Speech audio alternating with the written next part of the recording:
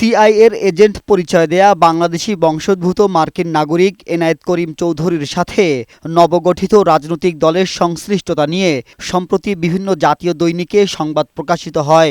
অথচ ভুয়া এই এজেন্টের সাথে কোনো ধরনের সম্পর্ক নেই বলে দাবি করেছে রাজনৈতিক দলগুলো। এনায়েত করিমের সাথে কোনো ধরনের যোগাযোগ কিংবা পরিচয় নেই বলে জানিয়েছেন আমজনগণ পার্টির আহ্বায়ক মোহাম্মদ রফিকুল আমিন। তিনি বলেন, তাকে ঘিরে বিভিন্ন দৈনিকে মিথ্যা তথ্য প্রচার করা হচ্ছে। এই খবরটা যখন আসলো আমার সাথে ক্রস চেক করে নেওয়া উচিত ছিল। আমাকে জিজ্ঞাসা না করে কয়েকটা পত্রিকা অতি উৎসাহে লিখছে। এই খবরের কোনো সত্যতা নেই, এই লোকের সাথে আমার কোনো সম্পৃক্ততা নেই, আমি এটা চিনি না। আমি তাকে প্রথম নাম দেখেছি পত্রিকাতে।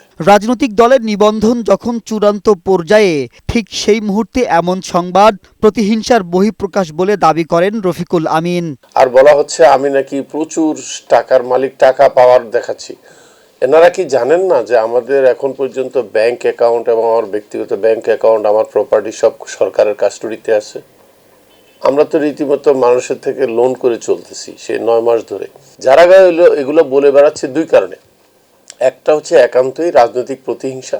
এখনই শুরু করে দিয়েছে, রাজনৈতিক দলের নিবন্ধন হওয়ার আগে নতুন দলগুলো আমার বিরুদ্ধে কথা বলা শুরু করে দিয়েছে। এরা বোকামি করতেছে।